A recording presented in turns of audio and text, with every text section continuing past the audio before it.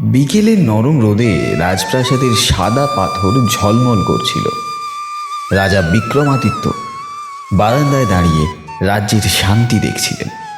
ঠিক তখনই অপার্থিব আভায় ভরা রানী সুমিত্রা ধীর পায়ে এসে তার পাশে দাঁড়ালেন।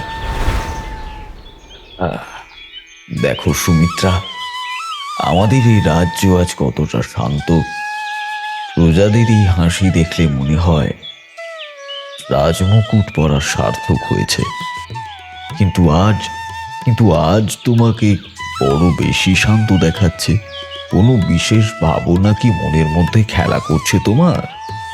ভাবনা তো বটেই মহারাজ, তবে সে ভাবনা চিন্তার নয়, পরম প্রাপ্তির। আমাদের এই সুখের সংসারে আরও বড় এক আনন্দের জোয়ার আসতে চলেছে। রাজা অবাক হয়ে রানীর চোখের দিকে তাকালেন। রানীর চোখের কোণে তখন আনন্দের জল চিকচিক করছে। তিনি রাজার হাত নিজের হাতের ওপর রেখে মাথা নিচু করলেন। সুমিত্রা, কি বলতে চাইছো তুমি? আমি যা ভাবছি তা কি সত্যি? হ্যাঁ মহারাজ, আমাদের রাজ্যে নতুন অতিথি আসার সময় হয়েছে। ঈশ্বর আমাদের ওপর আশীর্বাদ বর্ষণ করেছেন।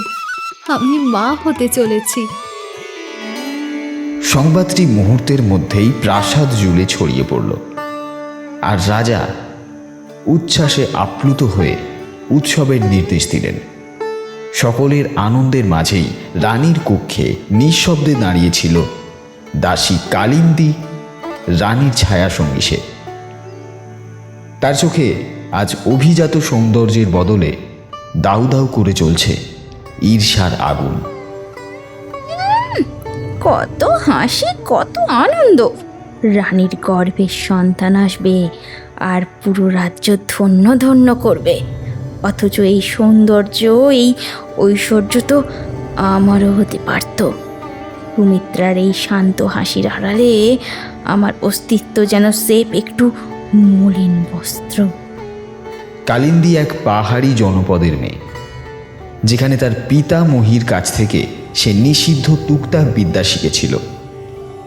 রাজপ্রাসাদে আশ্রয় পেলেও সিংহাসনের প্রতি তার লালসা কখনোই মুছে যায়নি। কালিন্দী, কোথায় তুমি? দেখো তো মহারাজ আমার জন্য কি সুন্দর এই পারিজাত মালা পাঠিয়েছেন। তিনি আজ বড্ড বেশি আনন্দিত। আসছে রানীমা। আপনার তো ভাগ্য বটে রাজামশাই। মহারাজ, আপনাকে যে চোখে দেখেন মনে হয় পুরো পৃথিবী একদিকে আর আপনি অন্যদিকে। এই মালা তো আপনার রূপের কাছে ম্লান। ছি কালিন্দী, অমন করে বলতে নেই। মহারাজের ভালোবাসা আর এই অনাগত সন্তানই আমার জীবনের শ্রেষ্ঠ অলংকার। তুমি পাশে থেকো, আমার এই অবস্থায় তোমার সাহায্য খুব প্রয়োজন। সে তো থাকবেই রানীমা, আপনার ছায়া হয়ে থাকবো আমি। এমনভাবে থাকবো যে কেউ টেরই পাবে না কখন কি ঘটে গেল। রাত গভীর হলে যখন রাজপ্রাসাদ নিস্তব্ধ হয়ে পড়ে, কালিন্দী তার ছোট কামরার দরজা ভালো করে বন্ধ করে দিল।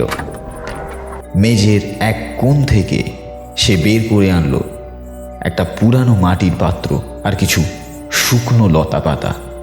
তার দু চোখে তখন এক অদ্ভুত উন্মাদনা। সুমিত্রা, তোমার শান্ত জীবন আমি লণ্ডভণ্ড করে দেব। তুমি ভাবছো এই সন্তান তোমাকে রাজার কাছে নিয়ে যাবে? না, কখনোই না।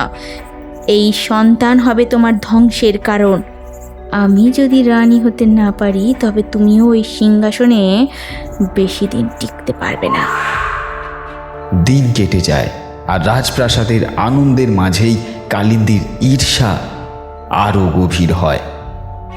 রানীর সেবায় সে ছায়ার মতো থাকে, আর গোপনে প্রতিটি পানীয়তে মেশায় এক পাহাড়ি শিকড়ের বিষ।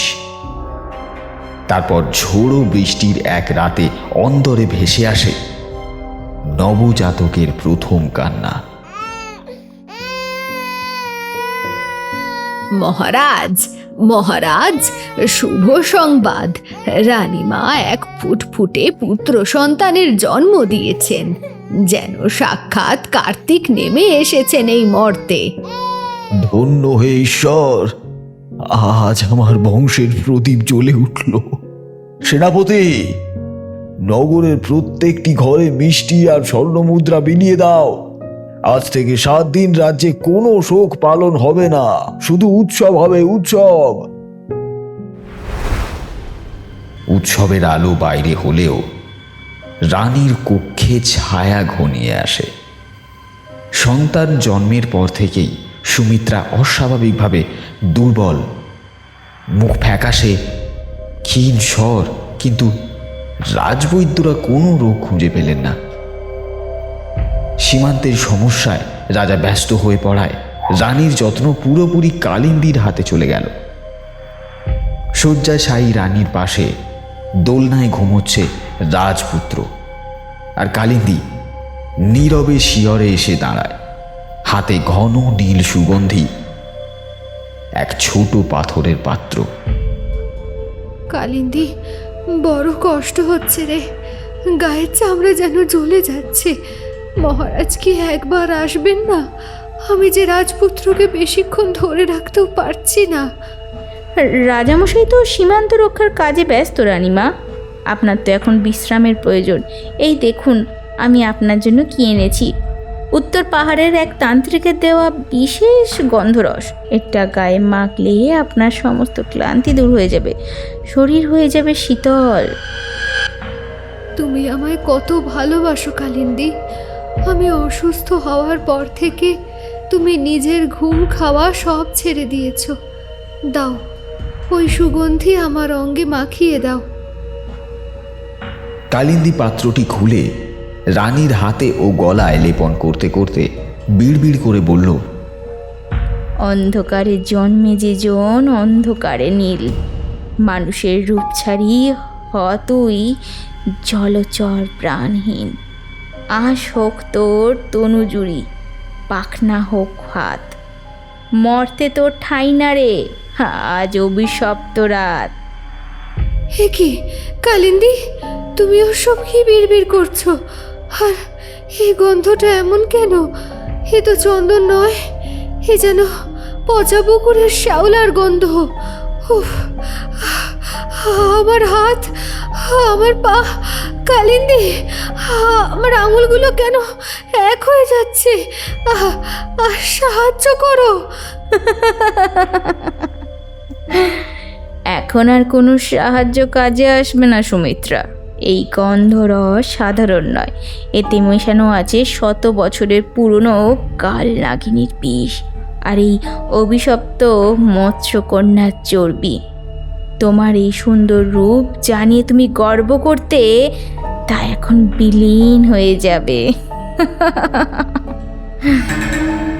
দৃশ্যটি মুহূর্তের মধ্যেই ভয়াবহ হয়ে উঠল। রানী সুমিত্রা যন্ত্রণায় কাঁপতে কাঁপতে ধীরে ধীরে রূপলি আঁশে ঢাকা পড়লেন।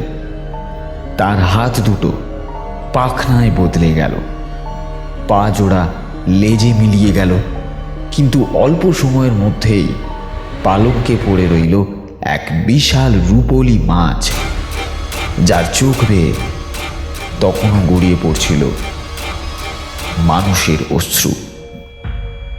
বাহ, কি অপূর্ব দেখাচ্ছে তোমায়!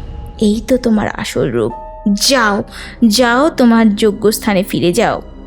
রাজপ্রাসাদের এই রেশমি বিছানা তোমার জন্য নয়, তোমার জন্য অপেক্ষা করছে পচা শ্যাওলা আর গভীর জল। কালিন্দী দেরি না করে চাদর জড়িয়ে সেই বিশাল রূপলি মাছটিকে বেঁধে ফেলল এবং প্রাসাদের পরিখায় ছুঁড়ে ফেলে দিল, যা স্রোতে মিলিয়ে নদীতে হারিয়ে গেল। রানীকে সরিয়ে দেওয়ার পর সিংহাসনের লোভে সে দ্রুত নিজের কামরায় ফিরে এসে আয়নার সামনে রানীর কেশ আর জাদু ভেষজ নিয়ে পরবর্তী ছদ্মবেশের প্রস্তুতি শুরু করে দিল। ছায়া হোক কায়া, কায়া হোক মায়া, সুমিত্রার রূপে ঢাকুক আমার এই হীন কায়া। নয়ন হোক তার মতো শান্ত, কেশ হোক কালো, সবাই দেখুক শুধু কালিন্দির তৈরি এই আলো।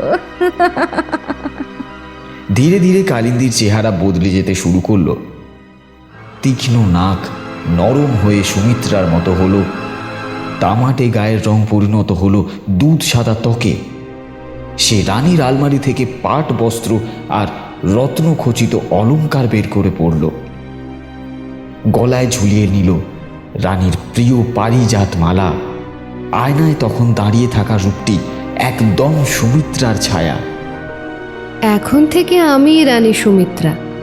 মহারাজ যখন ফিরে আসবেন, তিনি শুধু দেখবেন তার অসুস্থ রানী সুস্থ হয়ে উঠেছে, আর ওই দুধের শিশু, ওকেও আমি আমার জাদুর জালে এমনভাবে বাঁধব যে ও কোনো দিন আসল মাকে চিনতে পারবে না। কয়েকদিন পর সীমান্ত জয় করে রাজা বিক্রমাদিত্য প্রাসাদে ফিরলেন। তরুণের রাজকীয় সংবর্ধনার আয়োজন। এদিকে কালিন্দী এখন অবিকল সুমিত্রার ছদ্মবেশে। কণ্ঠ, চলন, আচরণে কেউ তার ভিন্নতা বুঝতে পারল না।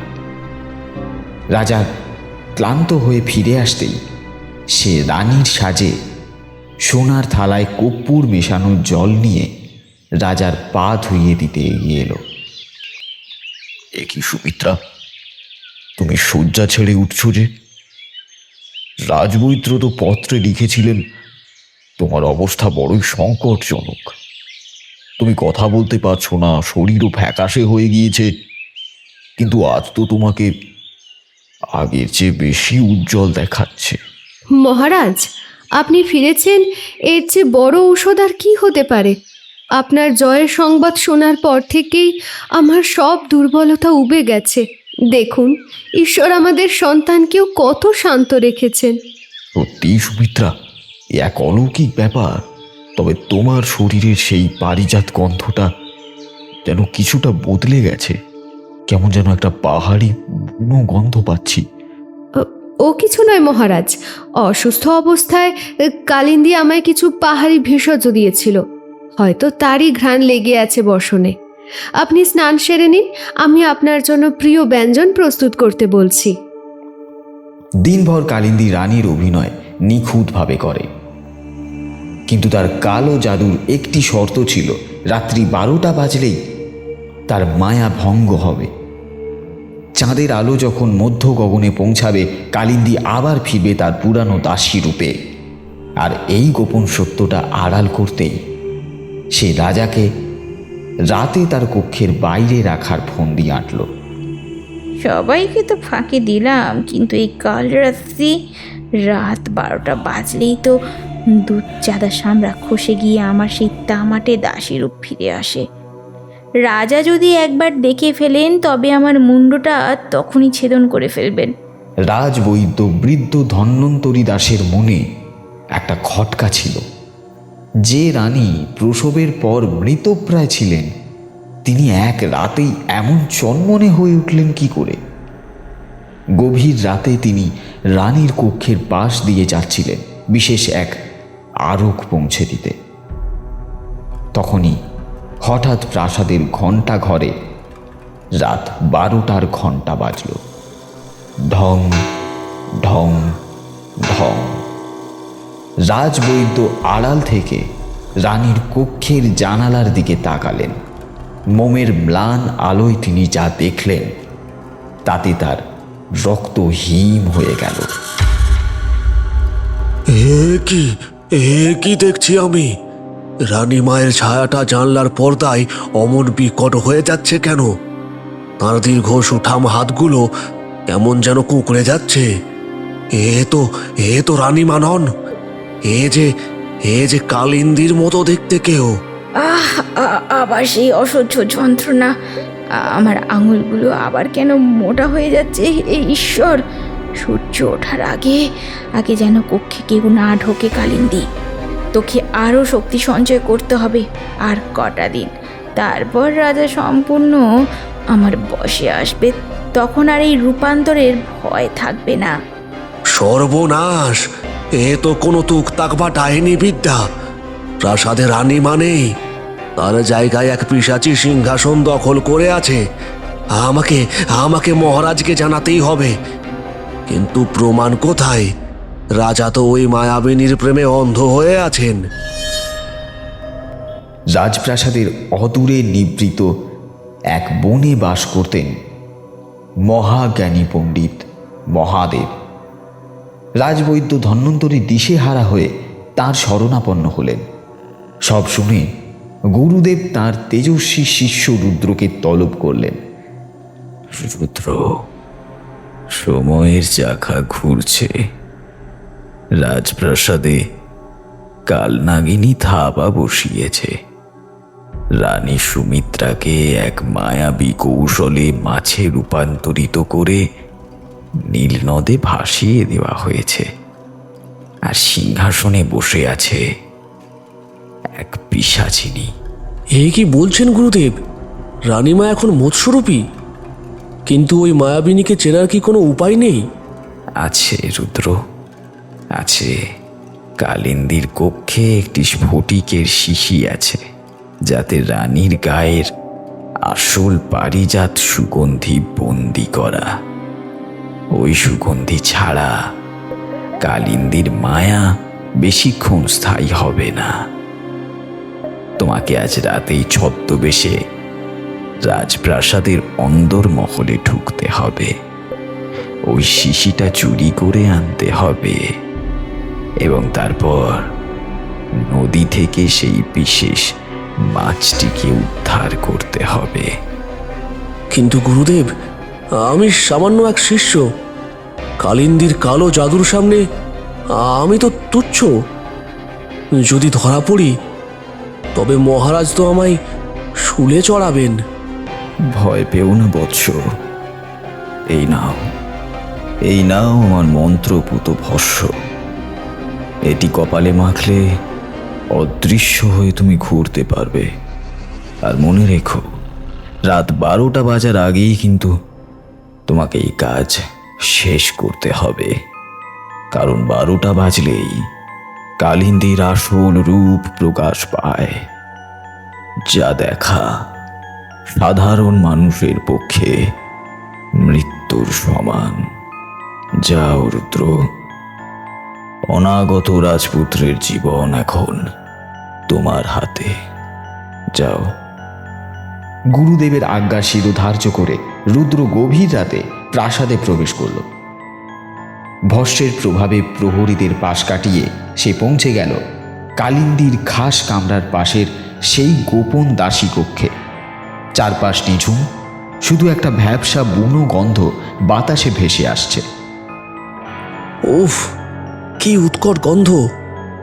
এই কামরাতেই কি সেই শিশি আছে? অন্ধকার যেন গিলে খেতে আসছে।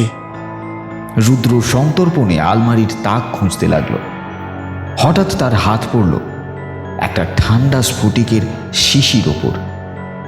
হ্যাঁ, এটাই সেই পারিজাত সুগন্ধি। ঠিক তখনই দরজায় খটখট শব্দ হলো।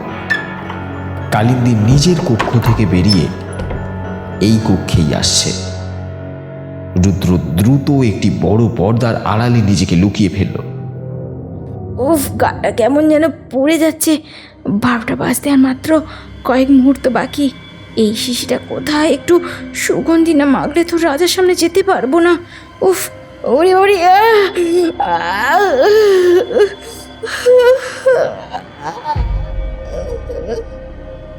কালিন্দী উন্মাদের মতো আলমারির দিকে এগিয়ে এলো। রুদ্রের হৃৎপিণ্ড তখন কামারের হাতুড়ির মতো পিটছে। সে দেখল কালিন্দীর হাতগুলো কাঁপছে। ঠিক সেই মুহূর্তেই প্রাসাদের ঘণ্টা ঘরে বেজে উঠল ঢং ঢং ঢং। না না না না, এখন নয়, এখন নয়। আর একটু সময় দাও, আর একটু সময় দাও। রুদ্র পর্দার আড়াল থেকে যা দেখল তা তার আজন্মের দুঃস্বপ্ন হয়ে রইল। চাঁদের আলো জানালা দিয়ে কালিন্দীর ওপর পড়তেই তার ফর্সা চামড়া ফেটে চৌচির হয়ে যাচ্ছে। সুন্দর আঙুলগুলো বাঁকা হয়ে কালো নখে পরিণত হচ্ছে। রানীর সেই মায়াবী মুখমণ্ডল কুঁচকে গিয়ে এক কদাকার দাসীর রূপ নিচ্ছে। কালিন্দী যন্ত্রণায় মাটিতে লুটিয়ে পড়ল। প্রাসাদ থেকে বেরিয়ে রুদ্র ঝড়ের বেগে ধাবিত হলো সিন্ধু নদের তীরের দিকে। তার হাতে সেই সুগন্ধির শিশি। ঘাটে এসে সে দেখল চাঁদের আলোয় জলরাশি চিকচিক করছে। রুদ্র ঝোলা থেকে গুরুদেবের দেওয়া সেই বিশেষ মন্ত্রপুত ভস্য জলে ছিটিয়ে দিল। অন্ধকার ঘুচুক, মায়া ভেঙে যাক, সত্যতার রূপ আবার ফিরে পাক। হঠাৎ জলের ভেতর থেকে একটি সোনালি মাছ লাফিয়ে উঠল। রুদ্র দ্রুত জাল ফেলে মাছটিকে ডাঙায় তুলল এবং স্ফটিকের শিশি থেকে এক ফোঁটা পারিজাত রস মাছটির গায়ে ঢেলে দিল। মুহূর্তের মধ্যেই এক তীব্র আলোয় চারপাশ ভরে গেল। মাছের আঁশগুলো রাজকীয় পশনে আর লেজ দুখানি তন্নি চরণে রূপান্তরিত হলো। ধীরে ধীরে রক্তমাংসের মানুষ হয়ে জেগে উঠলেন রানী সুমিত্রা। আমি কোথায়? আমার সন্তান, আমার মহারাজ। সেই কালিন্দী, সে আমায় পানীয়র সাথে বিষ খাইয়ে নদীতে ফেলে দিয়েছিল। ভয় পাবেন না রানীমা, গুরুদেব মহাদেবের কৃপায় আপনি মুক্ত। এখন আমাদের রাজসভায় যেতে হবে, যেখানে এক মায়াবিনী আপনার আসন দখল করে বসে আছে। পরদিন সকালে রাজসভা লোকে লোকারণ্য। সিংহাসনে রাজা বিক্রমাদিত্য বিষণ্ণ মুখে বসে আছেন, আর তার পাশে ছদ্মবেশী রানী কালিন্দী রাগে ফেটে পড়ছে। মহারাজ, এই রাজবৈদ্য আর আপনার প্রহরীরা অযোগ্য। আমার কক্ষ থেকে চোর ঢুকে পারিজাত সুগন্ধি চুরি করে নিয়ে গেছে, আর তারা টেরই পেল না। এদের কঠোর শাস্তি চাই। সুমিত্রা, তুমি এত উত্তেজিত কেন? সামান্য একটা সুগন্ধি তো। ওটা সামান্য সুগন্ধি নয় মহারাজ, ওটা ছিল এই মায়াবিনীর মুখোশ ধরে রাখার শেষ অস্ত্র। পুরো সভা স্তব্ধ। রুদ্রের পেছনে ঘোমটা টেনে দাঁড়িয়ে আছেন এক নারী। রুদ্র রাজার সামনে সেই শূন্য স্ফটিকের শিশিটি রাখল। মহারাজ, আপনার পাশে যে বসে আছে সে রানী সুমিত্রা নয়, সে ডাইনি কালিন্দী। আর এই দেখুন আসল রানীমা। রানী সুমিত্রা তার মাথা থেকে কাপড়টা সরাতেই সভায় গুঞ্জন উঠল। রাজা বিক্রমাদিত্য হতভম্ব হয়ে দেখলেন সিংহাসনে একজন সুমিত্রা আর নিচে দাঁড়িয়ে আর একজন। দুজনের রূপ, যৌবন, অঙ্গ সৌষ্ঠব একদম হুবহু এক। এ কি অসম্ভব কাণ্ড! আমি কাকে বিশ্বাস করব? কে আমার আসল অর্ধাঙ্গিনী? মহারাজ, এই ছেলেটি কোনো জাদুকর। সে কোনো বহুরূপীকে এনে আপনার সামনে দাঁড় করিয়েছে। আমি আপনার সুমিত্রা। মহারাজ, সত্যের পরীক্ষা হোক। আপনি রানীমাকে এমন একটি প্রশ্ন করুন যার উত্তর শুধু আপনারা দুজনেই জানেন, আর তারপর এই পবিত্র অগ্নিতে দুজনকে হাত রাখতে হবে। যে মিথ্যেবাদী, এই অগ্নি তাকে ভস্ম করে দেবে। ঠিক আছে সুমিত্রা, আমাদের বিয়ের রাতে আমি তোমাকে যে গুপ্ত প্রতিশ্রুতি দিয়েছিলাম তা কি ছিল? সে তো আপনি বলেছিলেন আমায় সারা জীবন সুখে রাখবেন। না মহারাজ, আপনি আমার হাত ধরে বলেছিলেন যদি কোনোদিন রাজ্যে দুর্ভিক্ষ আসে তবে আপনি নিজের রাজমুকুট বিক্রি করে প্রজাদের অন্ন যোগাবেন। সেই ত্যাগই ছিল আপনার শ্রেষ্ঠ প্রতিশ্রুতি। হ্যাঁ, এটাই ছিল সেই কথা। ধরা পড়ে যাওয়ার ভয়ে কালিন্দীর রূপ পাল্টাতে শুরু করলো। তার চোখ দুটো লাল হয়ে উঠল, মুখ দিয়ে হিস হিস শব্দ বের করতে লাগলো সে। অনেক হয়েছে, অনেক হয়েছে রাজা। এ রাজ্য সব আমার হওয়ার কথা ছিল। যদি আমি না পাই তবে তবে কেউ পাবে না। কালিন্দী হঠাৎ নখ বাড়িয়ে রাজার দিকে ঝাঁপিয়ে পড়ল। ঠিক তখনই রুদ্র তার ঝোলা থেকে এক জ্যোতির্ময়ী রুদ্রাক্ষ বের করলো, যা গুরুদেব তাকে দিয়েছিলেন। ওং রুদ্রায় নমো, ওং শিবায় নমো, ওং রুদ্রায়, ওং নমঃ শিবায়, ওং হ্রিং হ্রিং, ওং কালিকায় নমো। এবার অশুভের বিনাশ হোক। রুদ্রের রুদ্রাক্ষ থেকে একটি বিদ্যুতের ঝলক কালিন্দীর বুকে আঘাত করল। এক বিকট আর্তনাদ করে কালিন্দী মাটিতে লুটিয়ে পড়ল। তার সুন্দর রূপ মিলিয়ে গেল কদাকার দাসীর মৃতদেহ পড়ে রইল রাজসভার মেঝেতে।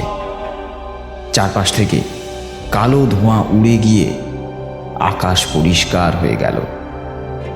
রাজপ্রাসাদে আবার আনন্দের সানাই বাজল। রাজা বিক্রমাদিত্য রানী সুমিত্রা আর তার নবজাতক পুত্রকে বুকে টেনে নিলেন। রাজবৈদ্য ধন্বন্তরী আর শিষ্য রুদ্রকে রাজকীয় সম্মানে ভূষিত করা হলো।